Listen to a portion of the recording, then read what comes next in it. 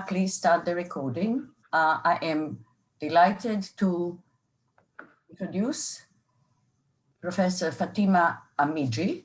I hope I'm not mispronouncing. It's Fatima, but it doesn't matter. Okay. What they do to my name is, yeah. Who Fatima received an honors Bachelor of Art from Toronto in 2008. So we have the Toronto connection. Karen is not here, but she too.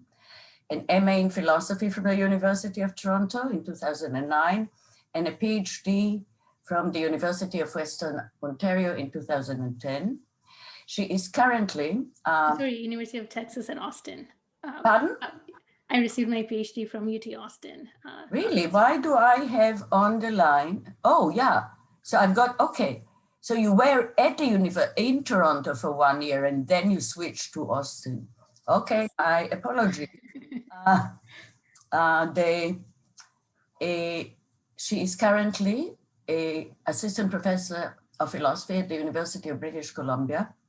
Her research interests are early modern, including Kant, metaphysics, feminist philosophy, philosophy of religion, history of analytic philosophy, and philosophy of science. She is got quite a number of fascinating projects in works and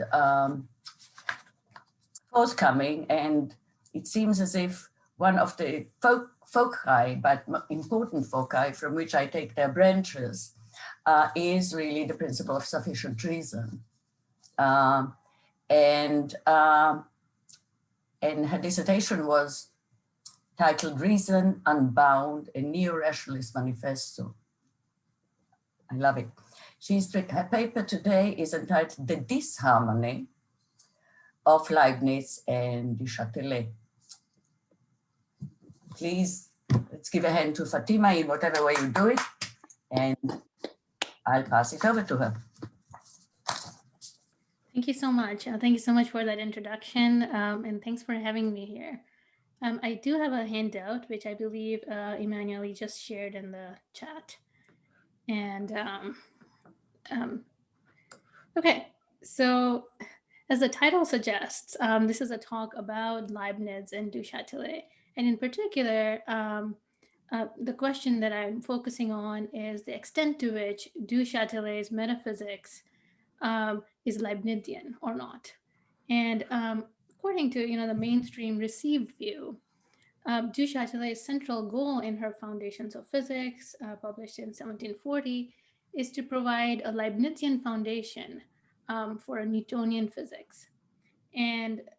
And so, as this mainstream view would have it, the Foundations of Physics is not really an original text, but it's really a synthesis of Leibnizian metaphysics and Newtonian physics.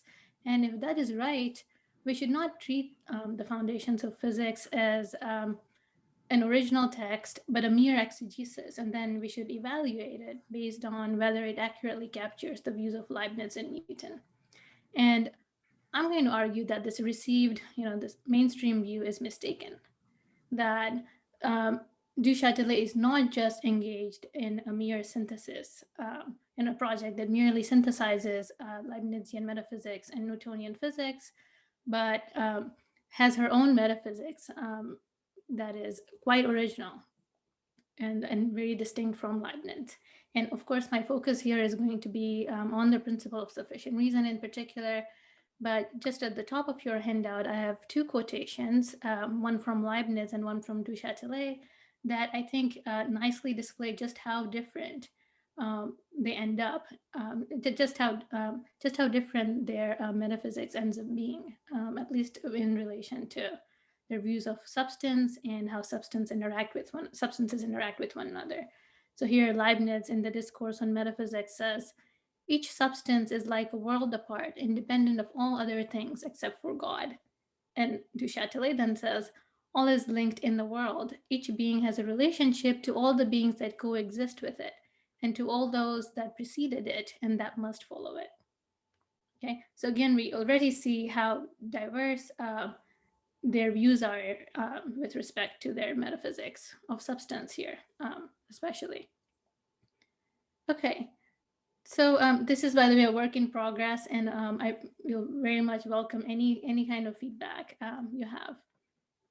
Okay, so the main aim my main aim here is to show that Du Châtelet's conception of sufficient reason comes apart from Leibniz's conception and underwrites her distinctive metaphysics, a metaphysics that does away with Leibniz's doctrine of the independence of substance.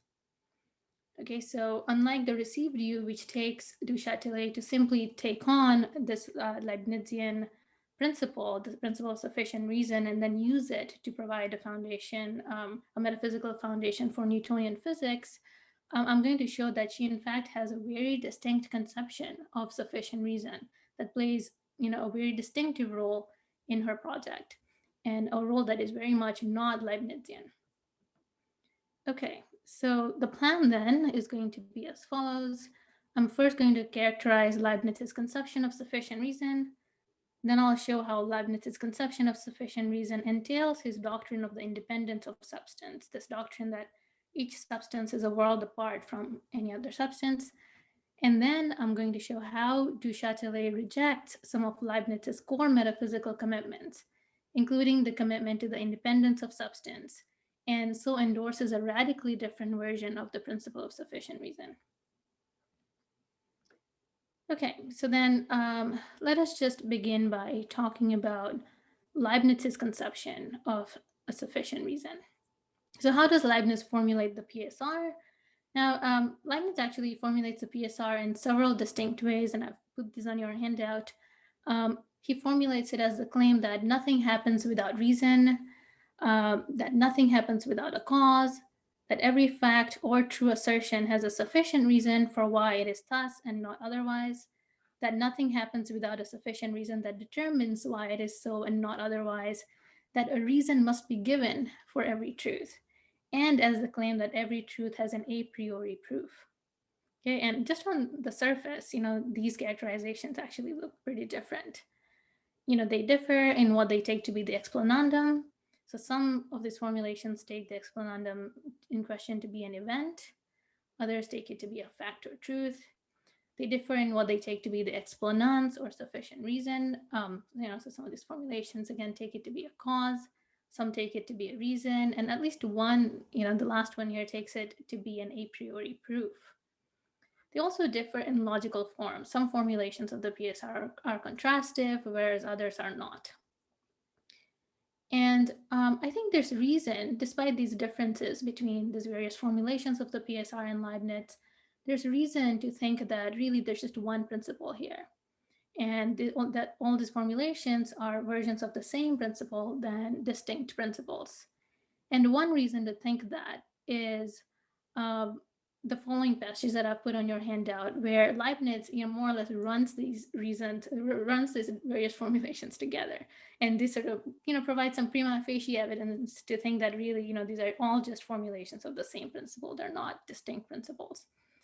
And Leibniz here says, there are two first principles of all reasonings, the principle of contradiction and the principle that a reason must be given. That is, that every true proposition, which is not known per se, has an a priori proof, or that a reason can be given for every truth, or as is commonly said, that nothing happens without a cause. Okay, so the or here, the disjunction here indicates that, these are all just formulations of the same principle. Okay, now for my purposes, I will take Leibniz's PSR to range over facts. So at least one formulation of the PSR is in terms of facts. And so I'm just going to take Leibniz's PSR to range over facts, and I will adopt a contrastive formulation because this version of the PSR both has wider scope and subsumes other versions. Okay, so here's what I take Leibniz's PSR to then say. Every fact has a sufficient reason for why it is thus and not otherwise. Okay. Now, while Leibniz's commitment to the PSR can be traced back to some of his earliest writings, Leibniz, for example, has a proof for the PSR, like very, very early in his career. I think it's from 1670. Leibniz later comes to associate the PSR with his conceptual containment theory. Okay, and so, for example, Leibniz writes here in his letter to Arnauld that's on your handout, in every true affirmative proposition, whether necessary or contingent, universal or particular, the notion of the predicate is in some way included in that of the subject. Predicatum in as subjective, otherwise I do not know what truth is. For there must always be some foundation for the connection between the terms of a proposition, and this must be found in their concept. This is my great principle, with which I believe all philosophers should agree, and one of whose corollaries is the commonly held axiom that nothing happens without a reason, which can always be given, why the thing has happened as it did rather than in another way, even though this reason often inclines without necessitating. And what I want to highlight here is just that Leibniz here thinks that the PSR is a corollary of his concept containment theory here, this theory that every truth every true proposition is true in virtue of the fact that the predicate, that its predicate is contained in the subject. Okay, and this suggests that the Leibniz's PSR, at least the way he's thinking about it, is very closely connected to the conceptual containment theory, even though it might not have been connected, right from the beginning. So, Leibniz's commitment to the PSR precedes his commitment to the conceptual containment theory. Okay, and it is a consequence of this conceptual containment theory that Leibniz describes in this passage that the sufficient reason for every truth is grounded in the nature of substance. Okay, so as Leibniz writes in the Discourse on Metaphysics, since this is so, we can say that the nature of an individual substance or of a complete being is to have a notion so complete that it is sufficient to contain and to allow us to deduce from it all the predicates of the subject to which this notion is attributed. And so Leibniz is committed here then not merely to the claim that every fact has a sufficient reason for why it is thus and not otherwise, but to a much stronger principle, this claim that every fact has a natural reason that explains why it is thus and not otherwise, where a natural reason is a reason that appeals to the natures of substances. Okay. And now the view that a sufficient reason is a natural reason has the consequence that a sufficient reason need not be accessible to us, okay? Because Leibniz thinks that, we may be able to grasp some natures or natures to a certain extent, but we're not God, we have finite minds, and so we can't completely grasp the natures of substances. And given that a sufficient reason for Leibniz is a natural reason, it seems to follow that a sufficient reason then need not be accessible to us. And indeed, Leibniz's statement of the PSR suggests that a sufficient reason is a reason that someone who knows enough things, an omniscient being, in other words, might be able to provide. So Leibniz here says, so far we have just spoken as simple physicists. Now we must rise to metaphysics by making use of the great principle little used commonly, that nothing takes place without sufficient reason. That is, nothing happens without it being possible for someone who knows enough things to give a sufficient reason to determine why it is so and not otherwise.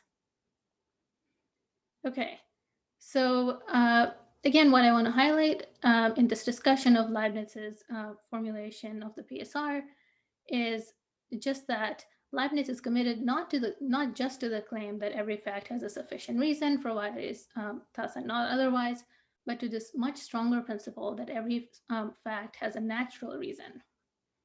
That is a reason that appeals to the natures of substances.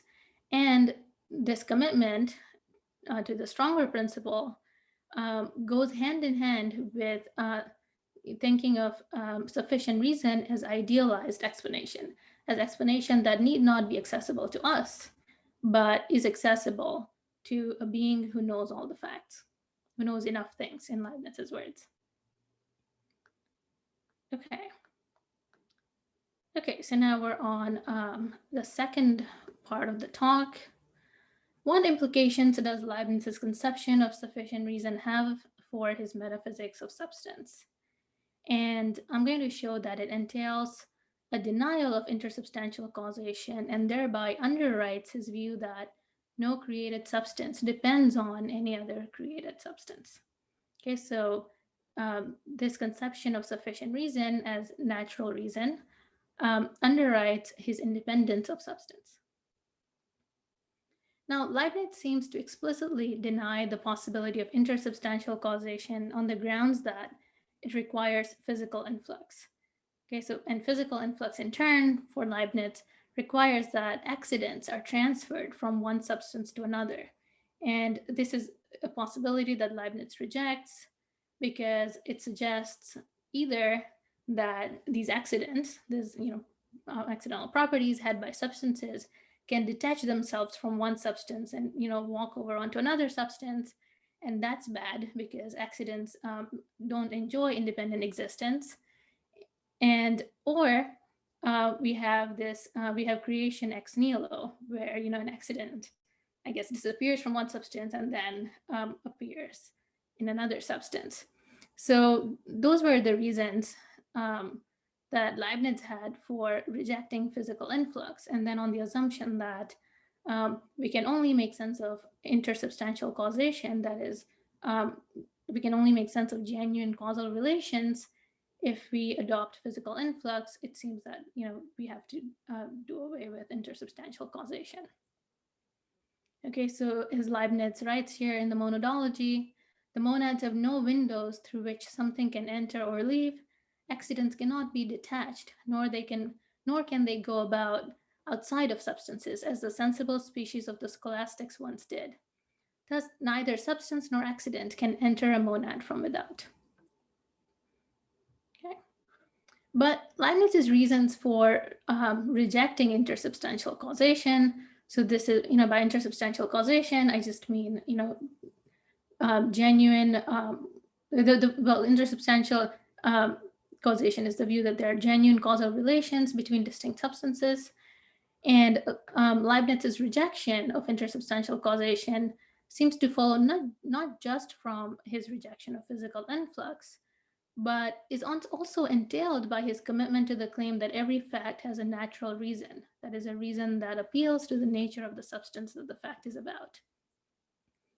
To see why, suppose the truth of intersubstantial causation, and now suppose that a state of a substance A is caused by substance B. So there's genuine causal interaction between A and B.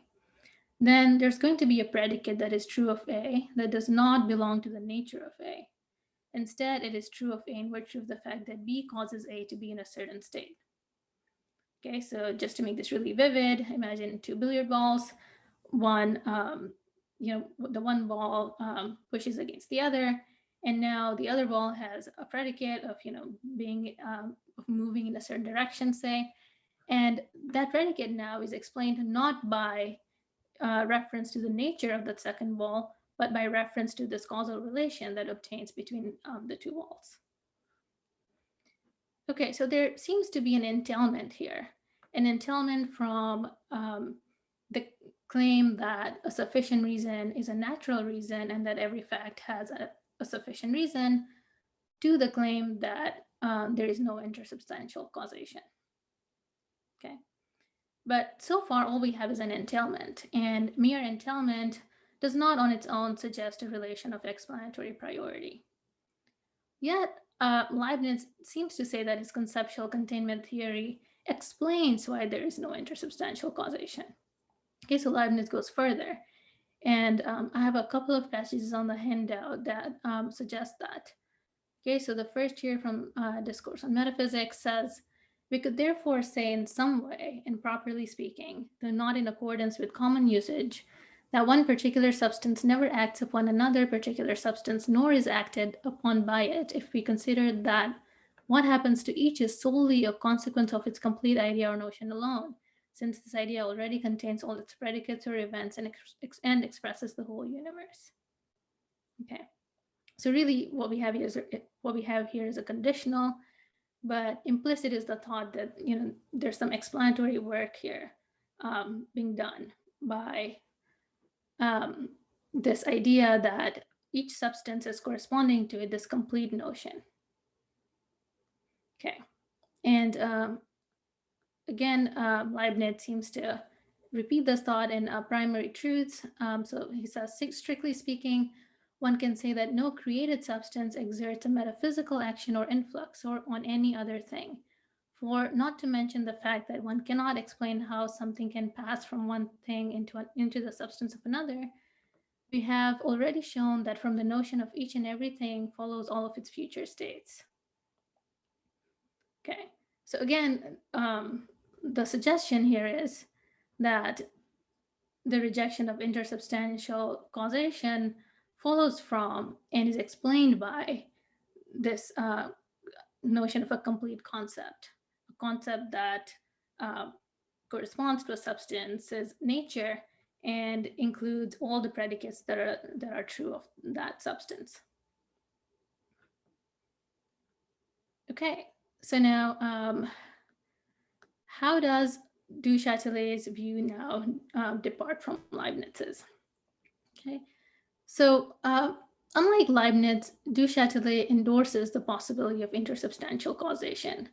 And right off the bat, this seems to be quite a radical departure. And du Châtelet's argument roughly goes like this. So du Châtelet starts off with the claim that there's genuine interaction between bodies, and then has the claim that all that is true of bodies is ultimately explained by reference to simples or the basic elements on her view. Okay, and these simples on du Châtelet's view are unextended. So they're not really atoms, they're unextended elements. And given that there's genuine interaction between bodies, and all that is true about bodies must be explained in terms of facts about simples, it then follows that simples stand in causal relations to one another. Okay, and so I've given you a passage from the Foundations of Physics. This is at 131 on the handout, where du Châtelet suggests that elements stand in causal relations to one another. So this passage reads, "The original reasons for all that happens in bodies lie necessarily in the elements of which they are composed." Okay, so, and I take that claim to mean that all that is, all the facts that are true of bodies, all, so causal interactions in particular, are going to be explained by reference to elements, by reference to the elements which compose these bodies. It follows that the original reason for the connection of bodies to each other, insofar as they coexist and succeed each other, lies in simple beings. So the connection of the parts of the world depends on the connection of the elements, which is the foundation and the first origin. Thus, the state of each element contains a relation to the present state of the entire universe, to all the states that will be born from the present state, just as in a well-made machine, the least part has a relation to all the others. For the state of any element A being determined, harmony and order require that the state of its neighbors, B, C, D, etc., should also be determined in a particular manner rather than in any other, to work in harmony with the state of the first.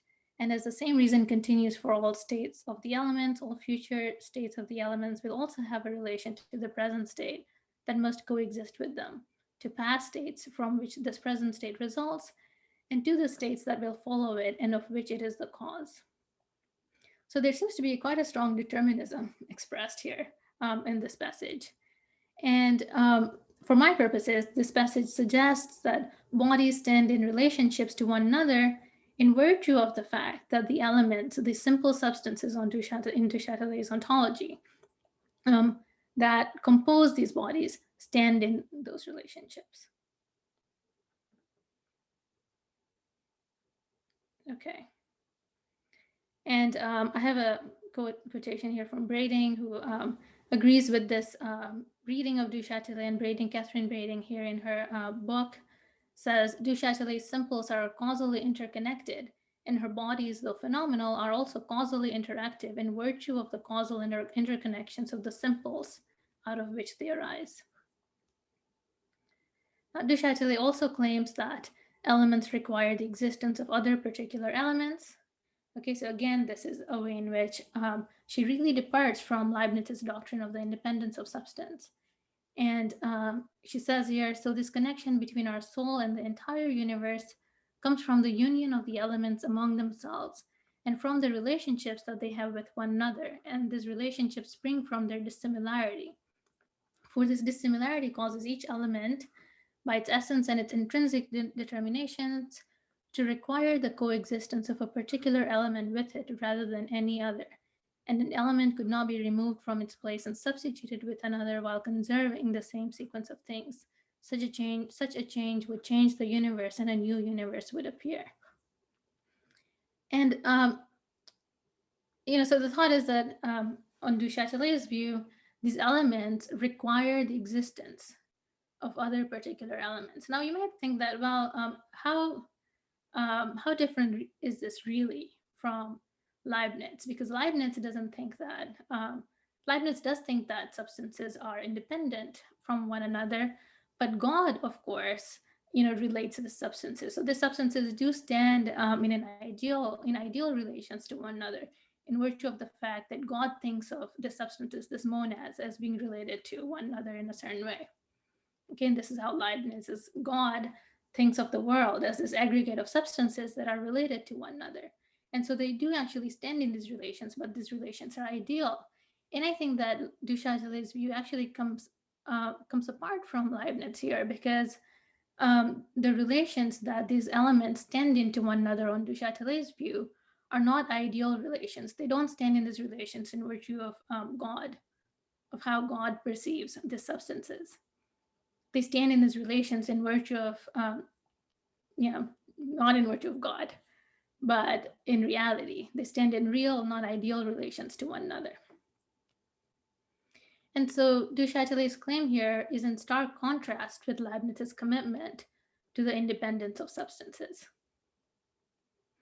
On Du Châtelet's view, particular substances metaphysically require, and not just morally. That is not just because God sees them or thinks of them as standing in various relations, the existence of other particular substances, and so are not independent.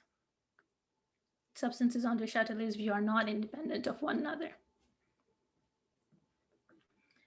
But now, if Du Châtelet's substances stand in causal relationships or relationships of dependence to one another, she cannot then consistently also be committed to Leibniz's conception of a sufficient reason as a natural reason. For as we saw above, that conception precludes the possibility of causal interaction between contingent substances, and so entails the independence of these substances. And given that a commitment to the claim that every fact has a natural reason entails the denial of the possibility of intersubstantial causation, the fact that Du Châtelet now embraces intersubstantial causation entails a rejection on her part of the claim that every fact has a natural reason. So Du Châtelet can't consistently reject intersubstantial causation. She can't consistently reject the denial of intersubstantial causation. She accepts intersubstantial causation contra Leibniz, and then also think that a sufficient reason is a natural reason. Okay, so because the claim that a sufficient reason is a natural reason entails the denial of intersubstantial causation. And given that she accepts intersubstantial causation, she can then think that a sufficient reason is a natural reason. Okay, but again, mere entailment is not explanatory. Okay, so there's an entailment here I've shown from Du Châtelet's commitment to intersubstantial causation, to her rejection of Leibniz's conception of sufficient reason, on which a sufficient reason is a natural reason. Okay, but what comes first for Du Châtelet? What is explanatorily prior? Do her views about causation come first and inform the rest of her metaphysics, including her stand on the PSR?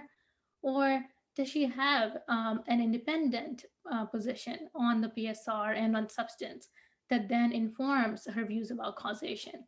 And I'm going to argue that the latter is true. Okay, so is there reason to think that Du Châtelet's commitment to a particular conception of the principle of sufficient reason is prior to and so underwrites her views about causation? And I'm going to contend that there is. So first, unlike Leibniz, du Châtelet distinguishes between those features of a substance that are essential to it and those that are variable. So those features that a substance has necessarily and those that are not had necessarily by the substance.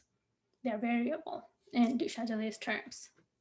And so here in this passage from chapter 3 of her Foundations of Physics, she says, all that is deduced from the essence belongs constantly to the being, and it is this that we call attribute or property.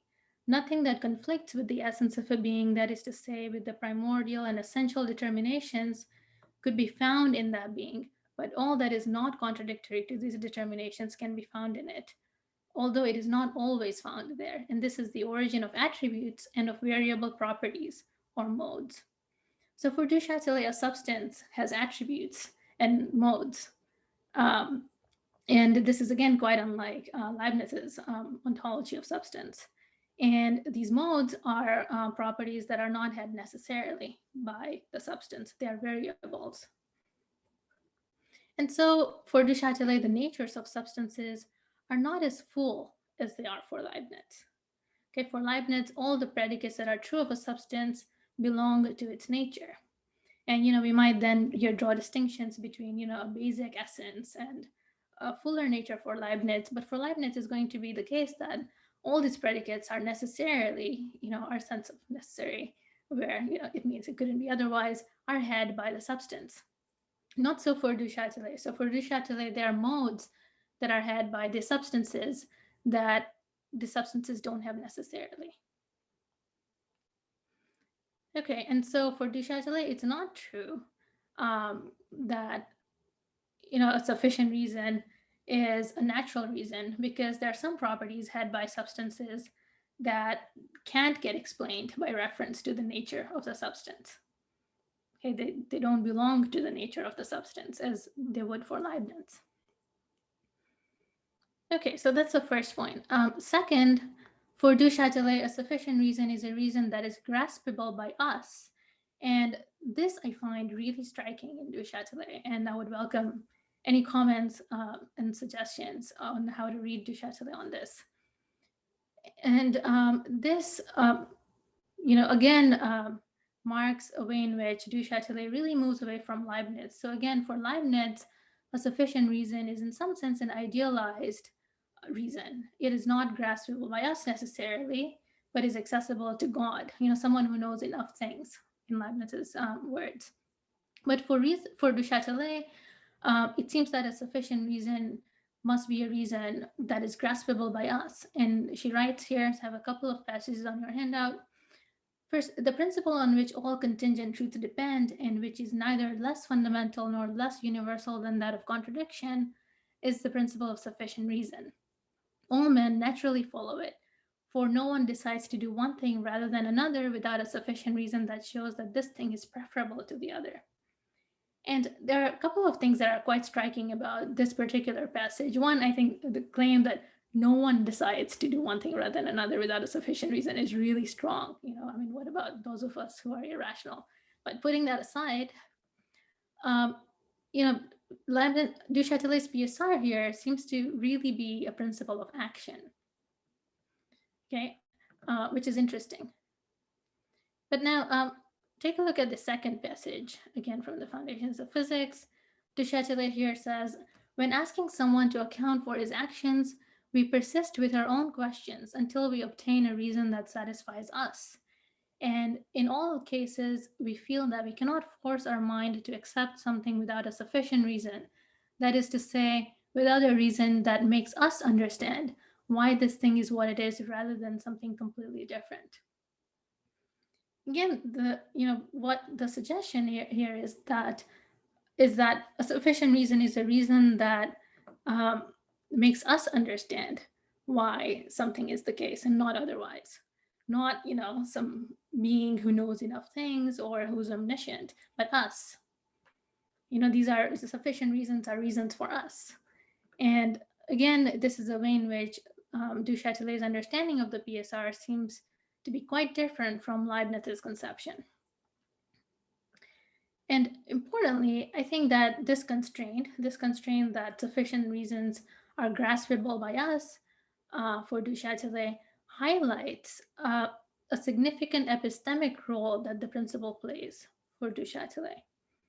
And I have a couple of passages here again from the Foundations, where du Châtelet seems to suggest that really the project that she's engaging in, so going back to what I said at the start, is not this project of providing a metaphysical foundation, a Leibnizian metaphysical foundation for Newtonian physics, but rather an epistemic foundation, an epistemic grounding for Newtonian physics. And the role that the PSR now is going to play is the role of providing this epistemic foundation rather than a metaphysical one. So really, she does employ this obviously Leibnizian, tenets like the PSR, but she's thinking of them very differently and employing them in a very different way from how Leibniz employs them in his metaphysics. And so, I find these passages, this couple of passages I have on your handout, quite fascinating because she then talks about Descartes. Du Châtelet had a lot of respect for Descartes. So, in an earlier passage, which I've not put on your handout, she writes in a section called How Much We Owe to Descartes. Descartes appeared in the profound night like a star come to illuminate the universe. And this is high praise coming from du Châtelet. But then, of course, she goes on to argue against Descartes. And we see that right away. And so in this first passage, she criticizes Descartes' method for grounding physics, for providing an epistemological foundations for science. And here she says, Descartes, who sensed how much this manner of reasoning kept men away from the truth, began by establishing that one must only reason from clear ideas, but he pushed this principle too far, for he allowed a lively internal sense of clarity and evidence to serve as the basis of our reasonings. Okay, and then Descartes went wrong in his methodology, but du Châtelet really shares a commitment to Descartes' project, the project of providing epistemological foundations, I think, but doesn't like Descartes' notion of clear and distinct ideas because, it's too lively and allows for, and allows for this internal sense of clarity and evidence, which is subjective for du Châtelet, to serve as the basis for our reasonings. So then she goes on, this is just on the next page of the Foundations. So one must substitute demonstrations for the illusions of our imagination and not admit anything as truth except what results incontestably from the first principles that no one can call into question. This first principles, of course, being the principle of sufficient reason and the principle of contradiction. And reject as false all that is contrary to these principles or to the truths that one has established with them, whatever the imagination might say. Okay, so again, what I want to highlight is this distinctive role that du Châtelet uses, that du Châtelet attributes to the PSR in her system. The PSR for her has this epistemic role rather than a metaphysical one. It's primarily epistemic rather than metaphysical. And here I'm again in agreement with Brading, who writes, the basic foundational problem addressed by du Châtelet is the lack of an epistemically secure basis for physics, and her response is to propose a new method for arriving at scientific knowledge. Okay, so again, our project, contra the received view, is not that of providing a metaphysical foundation for Newtonian physics, but for grounding the physics, for providing a secure epistemic foundation for this physics. Okay, and finally, I wanted to just to elaborate that last point a bit more. I think that du Châtelet actually has an argument for the PSR in the Foundations of Physics that really demonstrates the role that the PSR is meant to play for her. So in the Foundations of Physics, du Châtelet seems to provide a transcendental argument for the truth of the principle of sufficient reason from the possibility of reasoning about causes and effects. And if this argument succeeds, it then secures the truth of the principle of sufficient reason as a principle for us to make judgments about causation. And I'm calling this a transcendental argument. This is, of course, not Du Châtelet, a term that Du Châtelet herself uses, but I'm calling it a transcendental argument because it starts from the claim that we reason about causes and effects, and then asks, what is required for the possibility of, of reasoning about causes and effects. And the conclusion is that we need the PSR. The truth of the PSR is needed to secure the possibility of reasoning about causes and effects for us. Again, this is not, for some being who knows enough things, but for us. And Du Châtelet, in fact, has several arguments that demonstrate this, but I'll just go through one. So here she discusses this case of a ball made out of stone and a ball made out of lead, and she says, thus, for example, if I have a ball made out of stone and a ball of lead, and I'm able to put the one in the place of the other in a basin of a pair of scales without the balance changing, I say that the weight of these balls is identical, that is the same, and that they are identical in terms of weight. If something could happen without a sufficient reason, I would be unable to state the weight of the balls is identical at the very instant when I find that it is identical, since a change could happen in one and not the other for no reason at all.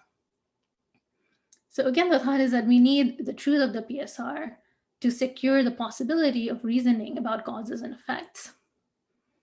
And so really, the PSR for Du Châtelet is playing this epistemic role in enabling us to reason about causes and effects and enabling us to then ground our physics using sound epistemic principles. Okay, so given the epistemic role in securing foundations of physics that the principle of sufficient reason is meant to play for Du Châtelet, she cannot then adopt the Leibnizian view on which a sufficient reason is a natural reason, because such a reason, again, would not be accessible or would need not be accessible or graspable by us. Okay, so I'm almost done. So taking stock. Du Châtelet's conception of sufficient reason, I've argued, departs radically from Leibniz's conception. And now, it's not sort of, so I started out by saying that, the mainstream view takes Du Châtelet to simply be working or adopting Leibnizian metaphysics and using it to provide a foundation for Newtonian physics. And that view, in fact, is encouraged by Du Châtelet's own statements in the Foundations of Physics, where she, says that that she takes herself to be explicating or expounding Leibnizian metaphysics. So she herself presents her own text as a textbook, that basically lays out Leibnizian metaphysics. And so, in a way, this mistake is, can be forgiven in a way. But what I hope to have shown is that Du Châtelet's metaphysics, in fact, really comes apart from Leibnizian metaphysics. And one explanation for why she might have herself claimed to provide Leibnizian metaphysics when in fact it is so different from Leibniz's metaphysics is that Leibniz came to Du Châtelet twice filtered. So Marius Stern in his paper on Du Châtelet and substance puts this very elegantly. He says that Leibniz came to Du Châtelet twice filtered. First by what Leibniz chose to reveal to Wolff, and secondly, by what Wolff chose to reveal to Du Châtelet. And so in a way, it's understandable why Du Châtelet would think that she's really expounding on Leibnizian metaphysics, and really what's going on is, she is coming up with an original view and just, employing these Leibnizian elements, but really in a very radically different way. Okay, and so let me just finish up here.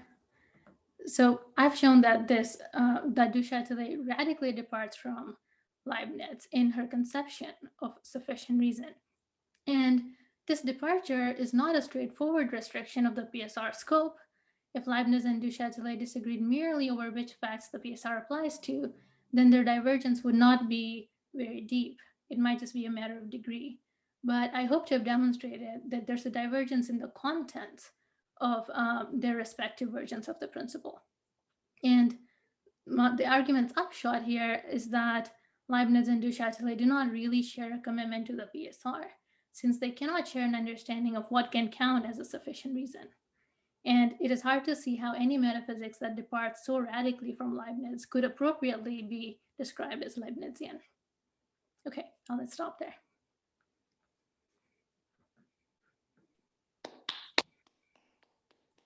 Thank you. And I suggested any one of you who wants to ask question, would you please send me a message in the chat and I'll just go, just call on you.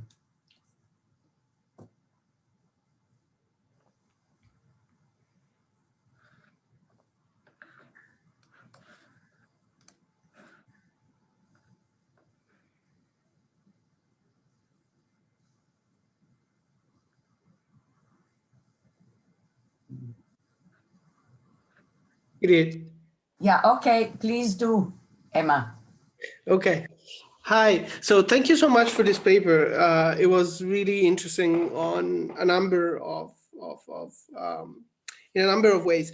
And I wanted to ask two things. One is more of a push, and the other one is a genuine wondering.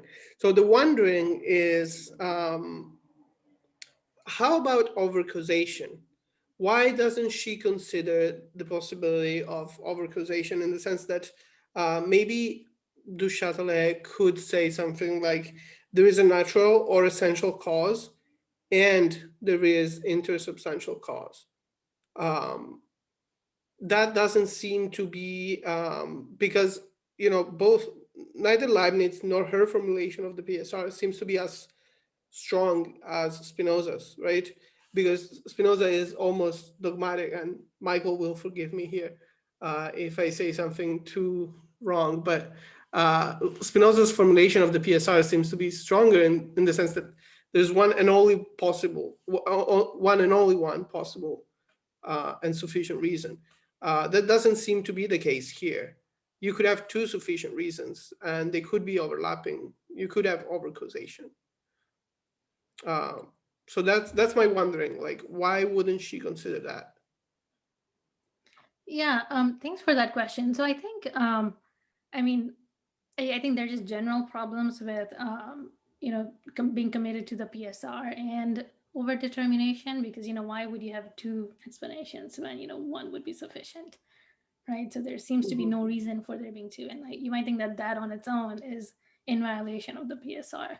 But so I think that the fact that du Châtelet accepts intersubstantial causation does entail that she can't be then committed to sufficient reason as natural reason. She can't think that all facts have an explanation that is grounded in the natures of substances, because some facts, at least, are going to have explanations that are grounded not in the nature of a substance, but in a causal relation that obtains between two substances in that causal interaction. And I don't see how that then could be, given that she does accept intersubstantial causation, that fact couldn't get explained by reference to the nature of a particular substance. Mm-hmm. Right. So it's not, so the problem with her PSR is that it's not complete in a way. It doesn't cover all possible causes. No, so I think it is complete. It just rejects this Leibnizian claim that a sufficient reason is a natural reason. So she's an occasionalist in the sense that, like God intervenes at every point and, God is a sufficient reason. But given her acceptance of intersubstantial causation, some reasons for facts will appeal to not the nature of any given substance. Now, you might think that they might appeal to, the natures of two or more substances. And maybe that's a way to then rescue this view that a sufficient reason is a natural reason. Yeah, that's kind of the line I was thinking. Yeah, like concurrent causation, something like that. It's still an essential explanation, but it does involve intersubstantial causation. Yeah. Yeah, so maybe that, I mean, if that's possible, if a natural reason could be a reason that appeals to not just the nature of one substance, right, but could appeal to multiple natures, then, perhaps, we can still attribute a view of a Leibnizian view to Du Châtelet. Yeah, thanks for that question. Well, thank you. I'll yield my second Okay. to. Okay, Alberto. Hi there. Hi, Fatima. Thank you for the talk. I enjoy. I have a question more focused on Du Châtelet. Is as far as I know, she tried in some way she makes some kind of synthesis, between metaphysics and physics, in some way to make compatible Leibniz, Wolf, and Newton. And so, but in this, in some way, there for Chatelet, the realm of the rational explanation, which use the principle of sufficient reason, and on the other side, there's another realm of the causal explanation, the physical laws, the description of the physical world. But just I wonder, what is the role of hypothesis, in advancing science? Thinking in Newton, you remember when he used that expression, hypothesis non-fingo, no, in the general scholium. So I mean, considering the use of the Newton's use of this hypothesis non-fingo, what is again the role of hypothesis in Du Châtelet's conception, no, in advancing science? This is my question. Thanks. Yeah. So again, the role of hypothesis for Du Châtelet is going to be constrained by her particular commitment to the principle of sufficient reason. So in chapter 4 of the Foundations, which is devoted on the use of hypothesis in science, Du Châtelet argues against Descartes because she thinks that Descartes' use of hypothesis was too permissive. There weren't enough constraints in a way, and on the other hand, Newton's was too constrained. It didn't allow us to, come up with as many hypotheses as we might like, and so she finds a middle path, and this middle path is again driven by her commitment to the PSR. Yeah, does it answer your question? Michael? Yeah. Well, to some extent, yeah. Thank you. Michael? Yes. Hi, Fatima. Thank you very much for the talk. I really enjoyed it. And it's really good to see the PSR being put to such good use in these ways. I wanted to ask a question about one of your quotes when you said that for Du Châtelet, a sufficient reason is a reason that is graspable by us.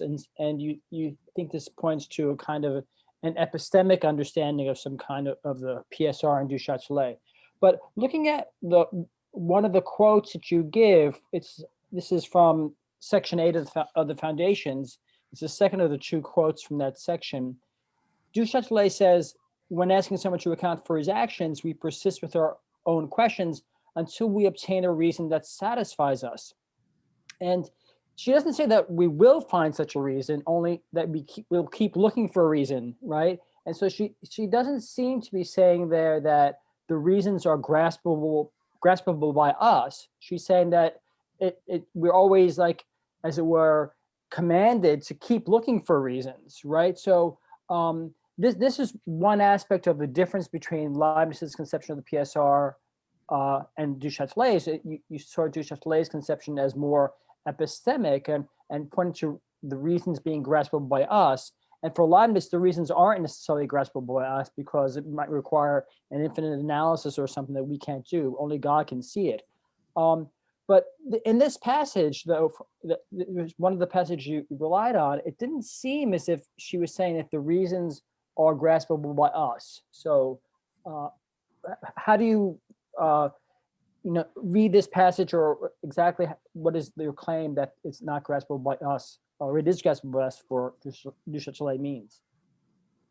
Yeah, so really there are two things in this passage. So first is the point that the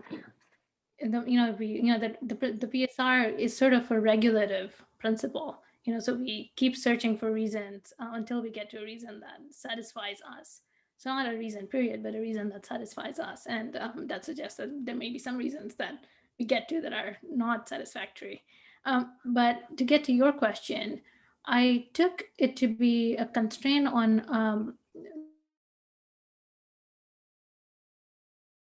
sufficient and graspable by us, because in this very last line, she says that this is a reason that makes us understand why this thing is what it is, rather than something completely different.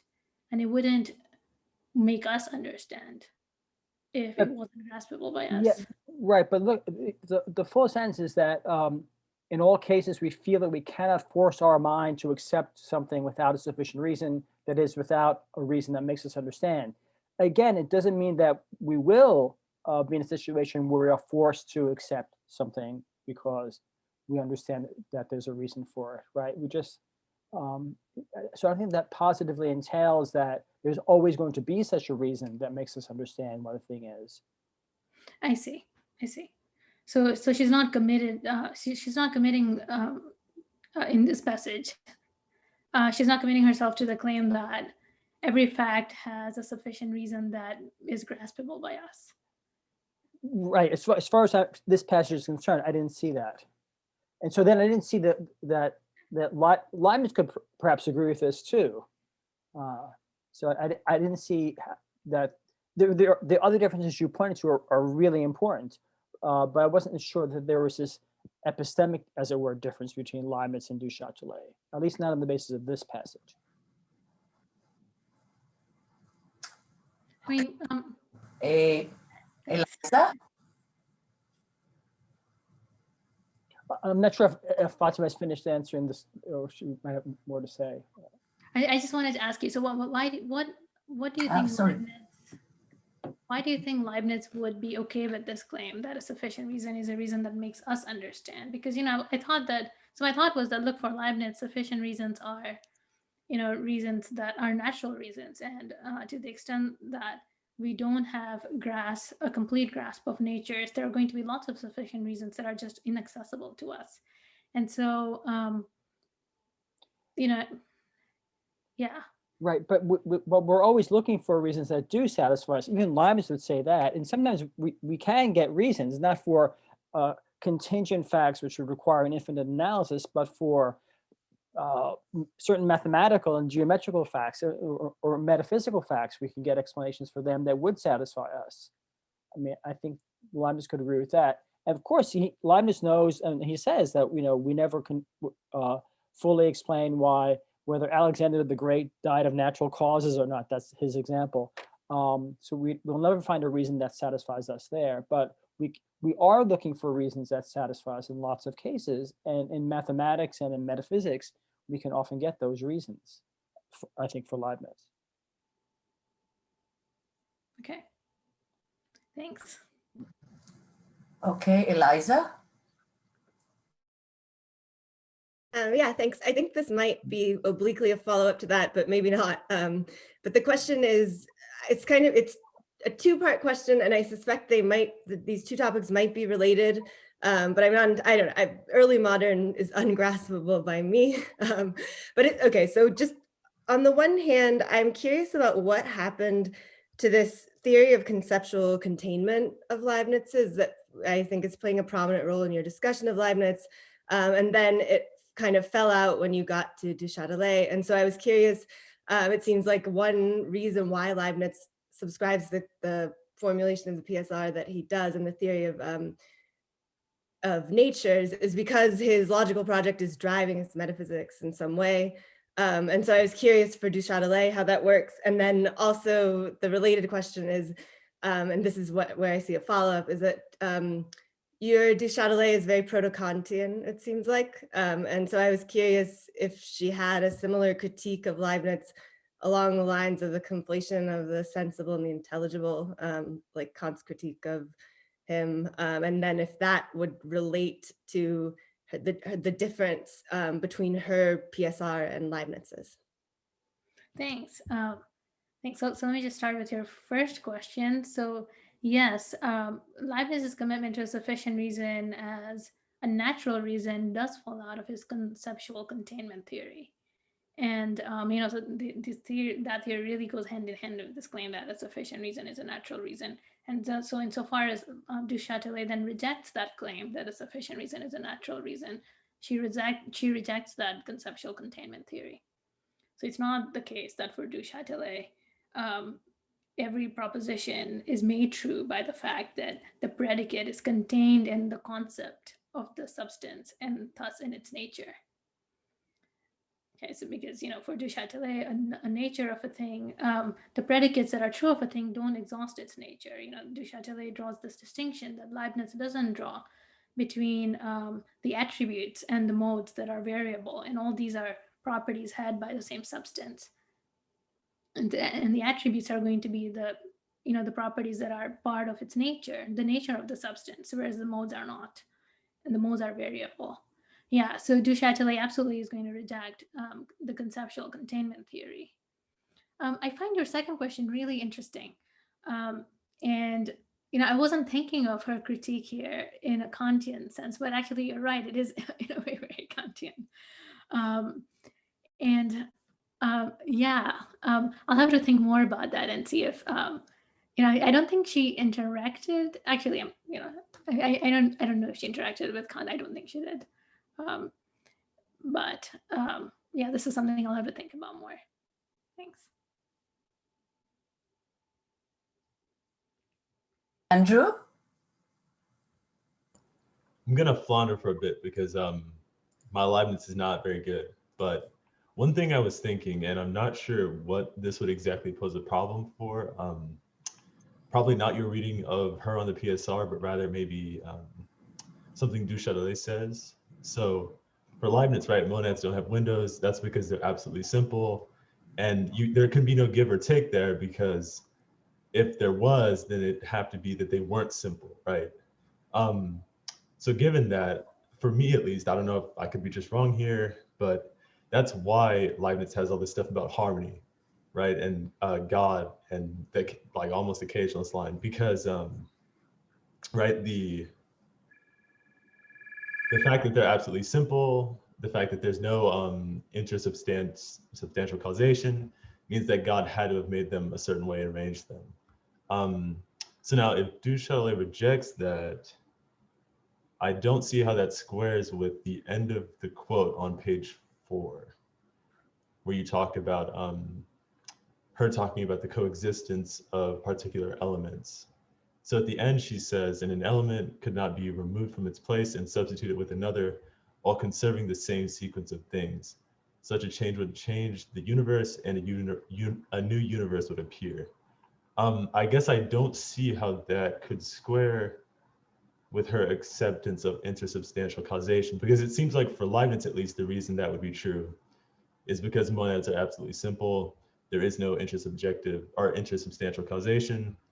But if there can be, then I don't think you'd need this second line, right? That that they would have to be that way, and that the same sequence, if changed, would result in a new universe. Does that make sense? I might just be flattering, but it seems like there's a tension between her on intersubstantial causation and this quote here, and I don't know what to make of it. Sorry, so what's the line in the quote that you're focusing on again? Yeah, the end. So when she says such a change would change the universe and a new universe would appear. It seems like on a Leibnizian view, that makes sense, right? With monads having no windows. But if we allow for intersubstantial causation, I don't think you would need to make this move, right? Well, so so there was a lot in your question. So these elements for du Châtelet are simples, just as the monads are simple for Leibniz, and but they're not simple in the sense that they have no properties, right? So when Leibniz discusses why physical influx is implausible on his view, he's not talking about parts of this simple entity, because the simple entity can't have any parts, but really a property, an accident that it has that then potentially migrates to another substance. And then he argues that that's not a plausible view. And for Du Châtelet as well, so for Du Châtelet, the elements, the simples, are unextended, just as they are for Leibniz. But there are some other differences between them, So, but for both Leibniz and Du Châtelet, these elements are going to have some properties. And and then for Du Châtelet, the causal relations that obtain between the simples will involve, in some sense, a transfer of properties. These modes on Du Châtelet's view. And on her view, so then going back to this passage here, I think what Du Châtelet is expressing here is a kind of determinism, such that if you change one element in this causal sequence, the whole thing has to change. So the entire universe would be different. So that's what it's a commitment to, a determinism. Yeah, and I mean the same is true for Leibniz. Leibniz would say that if you take one monad away, the whole universe would change, but for very different reasons. That for Leibniz is because each monad, is a perspective on the whole universe, which is just an aggregate of monads for Leibniz. So in a way, they both, I think, would share this view that removing one thing just changes the entire universe, but for different reasons. Thank you. That's very helpful. Thank you. Thank you, Michael. I will butcher your last name, Jacovides. No, that's right. Thank you. Jacovides, you got it right. Okay, so I did it right. Yeah. Okay. I like the talk. I guess I feel like I've gotten the impression that they disagree on particular, their metaphysics differs. They disagree about particular explanations and even about general principles of what counts for an explanation. But I can't quite avoid the feeling that they both agree that for every truth, there's an explanation of why it's true and not false. Is that okay? I mean, is that sort of, have I learned the lesson of the talk if I say, different accounts of what counts as a good explanation, different metaphysics, but they still agree that for every truth, there's an explanation of why it's true and not false? Or do you want to go farther and say, no, once you see the depth of the disagreement, you see that they mean, there's not a single proposition that they agree to here. No, so I don't want to say something quite that strong. So you're right that they do share this commitment to this claim. I'm not calling in the PSR to this claim that every truth or every fact has an explanation. But Leibniz means something so different from an explanation from Du Châtelet that I don't want to say that they share a commitment to the PSR, because the PSR has a very different content for Du Châtelet and Leibniz. Yeah, I mean, at a certain point, this is maybe just a technicality, but I feel like, well, okay. I mean, so is there a proposition? For every truth, there's an explanation of why it's so and not otherwise that they both agree to, and they just radically different. They disagree about what counts as a good explanation, but it's still, as it were, the same concept in the way that two people might disagree radically about, I don't know, like what the best explanation of magnetism is, but it's still, they're talking about the same kinds of things. And I guess I haven't been quite convinced that their disagreement in metaphysics means that they don't both believe a single proposition that says, for every truth there's an explanation of why it's so. And no, I'm happy to grant you that they both believe that proposition, but they don't share a commitment to the PSR. What if the proposition is the PSR? So, I mean, that's what I wanted to say. I guess I think the proposition, every truth has an explanation of why it's so, not otherwise. That's what I mean by the PSR. I guess that isn't what you mean by the PSR. No, and I think that's not what Leibniz means. So, in that letter to Arnaud, he says that the PSR is a corollary of, the conceptual containment theory, which makes it sound like, well, it, that if not identical to, I mean, this is, this, like, there's more built in to Leibniz's PSR than just the claim that every fact has an explanation. Yeah. Okay. And that's Okay. where Chatelet departs from Leibniz. Oh, okay, she's not. Candice? I want to to follow up, I think, a little bit with what Michael was saying, and that is because she says that Descartes starts with this sort of subjective perceptual notion of clear and distinct ideas as the source of something that would provide us with real knowledge, with certainty. And she says that goes too far because that's subjective. And she sounds very much like Leibniz. And Leibniz's every truth has a proof. If it's a metaphysical truth, then in a finite number of steps. If it's an allegedly contingent truth or physical truth, then perhaps in an infinite number of steps. And so they both seem to think that in terms of a sufficient reason for something, that it has to be much stronger than Descartes' kind of proof from clear and distinct ideas, which could end up actually being, as Leibniz says in the discourse, imaginary and hiding, an internal contradiction somewhere.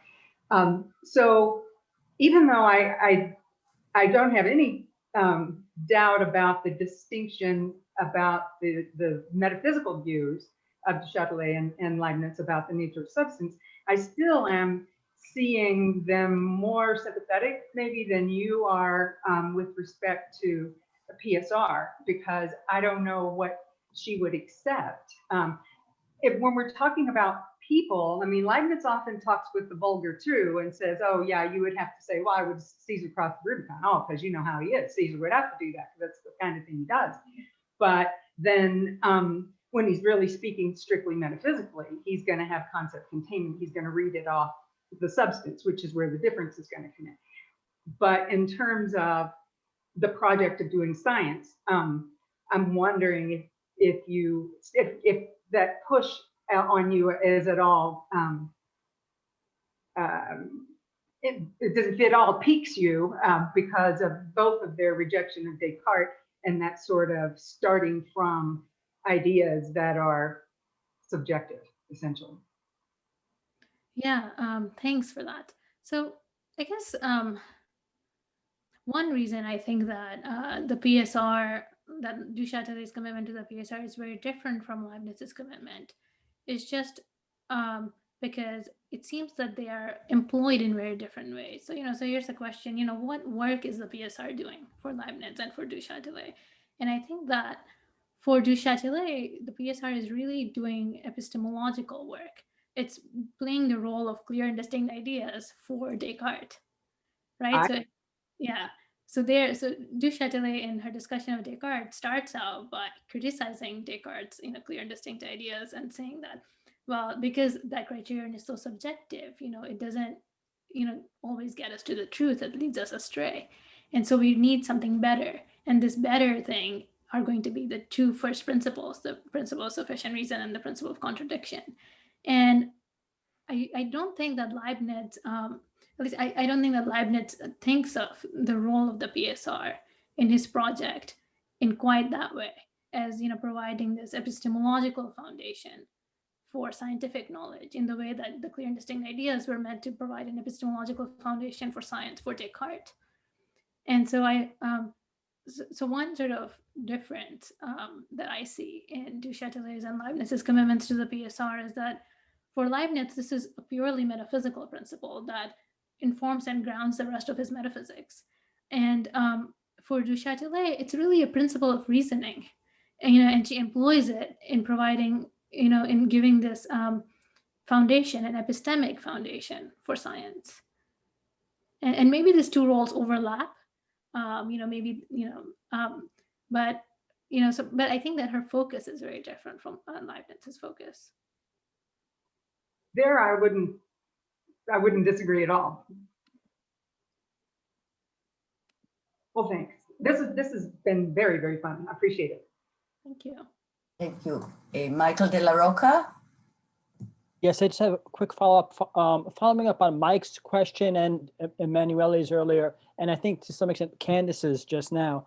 I just want to see if I'm understanding the view, and I think, and if this is a good way of formulating one aspect of what you're saying.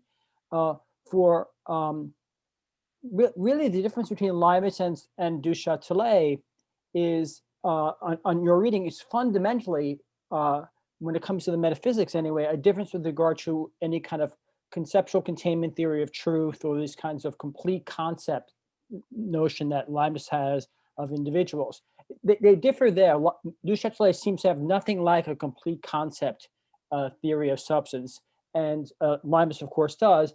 And as you were saying in your paper, it's because Leibniz has this complete concept theory of what a substance is, right? That leads to his denial of causal interaction between substances. But since Du Châtelet doesn't have that complete concept account of substance, she's not led to any kind of denial of causal interaction between substances. So that's really the fundamental metaphysical difference between them. Now, she is committed to a version of the PSR, and so is Leibniz, of course. It's just that Leibniz intertwines his PSR with the complete concept theory of substances. And of course, Du Châtelet doesn't intertwine her PSR with a complete concept theory of substance like Leibniz does. So they do differ with regards to the PSR, but really it's the difference there is because of a difference with regards to this complete concept theory of substance that Leibniz has and Du Châtelet doesn't. That accounts for whatever differences there is, at least metaphysically speaking, with regard to their version of the PSR. They still have some general commitment to a PSR, as Mike was saying, but it's because Leibniz intertwines that with this complete concept theory that they come out with very different understandings of the PSR. Is that I meant that just to be a way of presenting what you're saying, and I think it's a really important point. But does that accurately capture it? That's right. And then I would want to make the further claim that she doesn't entwine her PSR with conceptual containment, because if she did, it wouldn't play this epistemic role that she has. Good.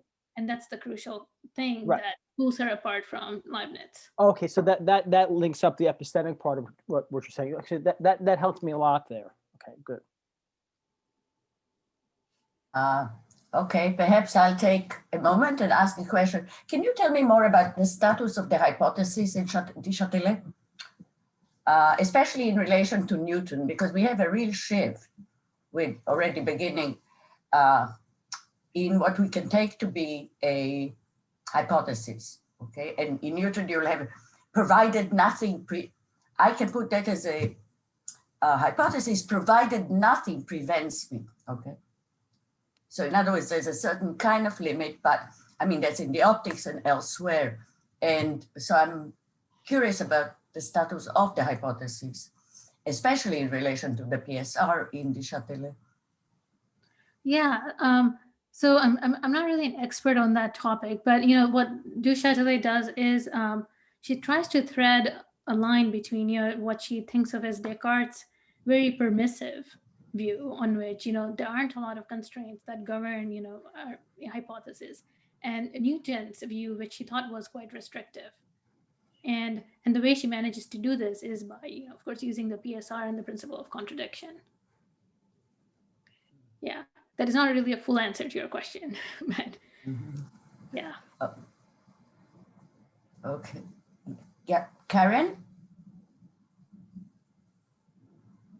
Sorry, I'm going to ask this question as a total novice. So if this conversation that's been going on, so I maybe I'm coming at it from a similar perspective as Eliza, where your account of Du Châtelet's understanding of the PSR in terms of an epistemic principle, but that returns me to her critique of Descartes, where if she's beginning with this worry in Descartes about clear and distinct ideas being overly subjective, I guess I wonder if we give an epistemological reading, as you're suggesting, does that then possibly does that worry about subjectivism sort of come back in a certain way?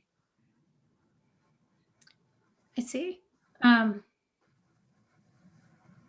So I think, yeah, that's a good question. So I think that on Du Châtelet's view, you would not get the same kind of subjectivity, at least insofar as, something either, you know, so if she's employing both the PSR and the principle of contradiction in trying to get at, you know, which are, you know, what are the truths, like, you know, in providing a foundation for our basic truth about physics, then there wouldn't be the same sort of subjectivity that you have with Descartes anyway, because, you know, the problem with Descartes was that, well, you know, it's sort of a subjective matter, you know, whether an idea is clear or distinct or not. So someone could have a clear and distinct idea of X, and you know, and someone else wouldn't, or, you know, you might think that you have a clear and distinct idea, but in fact you don't, and there weren't like enough constraints in place that guarantee that you don't go from that you don't arrive at false conclusions. I took that to be the worry, and I think the same sort of worry doesn't arise if instead of clear and distinct ideas you use the PSR and the principle of contradiction as your guide. Right. So there wouldn't be a concern that as an epistemological principle, it might also be merely subjective. So then I might be reading, because of my I might be reading too much. I might be giving too much of a Kantian reading to it. That we might run into the same worry with an epistemological, with an exclusively epistemological principle as opposed to a metaphysical one. I see, in the sense that something might seem like it's a sufficient reason. And then what counts as a sufficient reason, given that what counts as a sufficient reason is something that is graspable by us, that sort of relativizes the notion of a sufficient reason in a problematic way. I see. Yeah. Yeah. Thanks. Yeah. Yeah, that's a good question. I'll have to think more about how she might deal with that. Any other questions, follow up? Okay, Andrew? Just really quickly to make sure I understand your view. Also, I did mention it and I really liked the talk, but could we say that for your view at least, or maybe hers, the fact that we're looking not for natural reasons, right, a la Leibniz, is why we can say that we're looking at the PSR as a regulative principle, or as more of an epistemological one. Is that correct? So that if we're talking about natural reasons, then we're in the domain of a constitutive kind of principle. But since we're limiting ourselves here, well, maybe that's not the right word, limit, but since we're dealing with it in terms of like epistemology, then it's a regulative principle. Would that be correct? Or am I incorrect to link those? Yeah, so that's a helpful distinction to draw in this context. But I think that I would want to say that there aren't clear grounds for thinking that du Châtelet thinks that the PSR is a mere regulative principle, as in just a principle, you know, principle that says that we should act as if everything has a cause. And this is because I think she actually kind of gives a transcendental argument for the truth of the PSR. So, you know, we start out from this claim that we do reason about, you know, causes and effects, and now it's a condition for the possibility of our reasoning about causes and effects that the PSR be true, so the PSR is true. And that's a commitment to the PSR as a constitutive principle, not a mere regulative one. But I think there is a way of reading du Châtelet that is less strong than that. And, you know, so there's an argument there for reading her as just being committed to a regulative principle as well. So I don't think there's no obvious reason to think that she's committed to just that, at least from based on the text. Thank you, that's really helpful. Any additional questions? Emma? Hi, thank you. So this is the push I had in mind earlier. And it's again on the Châtelet. I'm just wondering, so I was really taken away by the way she characterizes variables as modes, or modes as variables. And as a consequence, I was thinking, since she has a problem with attributes being essential properties, one could say, do you think that she would be, or I guess not, but could we make her okay with the idea that variables are propria? Therefore, they're not essential properties, but they derive from the essential properties of something. pretty much in the same way that Spinoza's modes derive from the substance, pretty much in the same way that the capacity to laugh derives from the capacity of being rational in the medieval tradition, and so on and so forth. Yeah, that's interesting. So I think one problem with that view for du Châtelet would be that it would make the modes necessary properties. So they couldn't, so substance couldn't lose its mode. And she needs it to do that for her account of substantial causation to make sense. Right, so she does end up giving a kind of, physical influx view of causation between substances. But, and the movement here is between, modes. Mm-hmm. And so, yeah. So if modes just derive from the attributes, and they wouldn't be able to do that. Right. I guess what I'm thinking is usually the involvement cause of necessary properties is downwards, not upwards. So for example, I can lose my capacity to laugh without losing my capacity to being rational, and not otherwise, right? So I could lose something that's accidental, or a property in that way, without losing an attribute. So there is a necessity downwards, but there is no necessity the other way around. The involvement is one way. So that's why it came to me. I see, that's interesting. So you're thinking that, something necessary, namely the attributes, could in a way ground the modes, where the modes are contingent in our sense of contingent, not Leibniz's. Yeah. I mean, you would have to reject necessitation, right? Because nothing contingent follows from something that's necessary. Right. Or at least you could keep necessitarianism and reject determinism, I guess. Sorry, the other way around. You could keep determinism and reject necessitarianism. Yeah. But I think you would have the same problem. So even if, so necessitarianism I take to be the view that everything is necessary. Determinism is the view that given initial conditions, everything which may or may not be necessary, everything follows necessarily. But if you already have this necessary attribute, and these modes follow from these necessary attributes, then those modes would have to be necessary.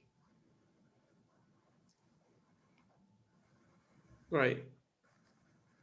Can I quickly follow up here on one thing? Do you really want determinism or determinateness? I mean, you have to laugh, which you can lose. Okay. That's a determinate, but it's not determined.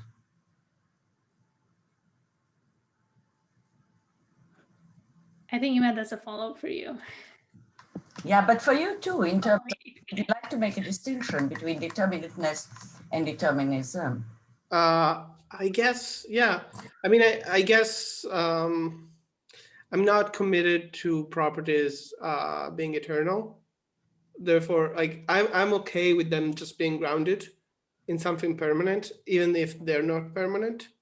Mm-hmm. So I don't know how you want to label that. I think I'm getting lost in all the labels we keep just opposing. But yeah, I think my point was like my worry, not my worry.